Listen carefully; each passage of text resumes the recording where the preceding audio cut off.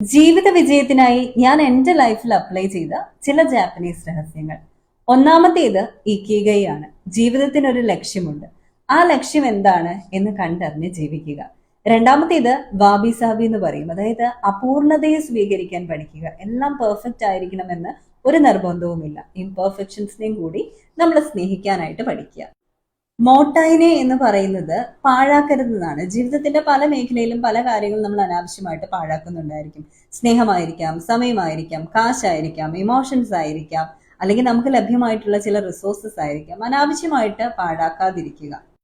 യുട്ടോറി എന്ന് പറയുന്നത് എല്ലാത്തിലും ഒരു ബാലൻസ് കൊണ്ടുവരിക. കരിയർ ആയിരിക്കാം, അല്ലെങ്കിൽ വിനോദമായിരിക്കാം, വിശ്രമമായിരിക്കാം. കൊക്കോറോ എന്ന് പറയുന്നത് നമ്മൾ മൈൻഡ്ഫുൾനെസ്, ഒരു പ്രസന്റ് മൊമെന്റിലായിരിക്കാനായിട്ട് ശീലമാക്കുക എന്നുള്ളതാണ്.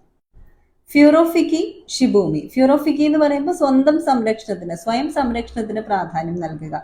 ഷിബൂമി എന്ന് പറയുന്നത് നമ്മൾ ലാളിത്യത്തിൽ ജീവിക്കാനായിട്ട് പഠിക്കുക.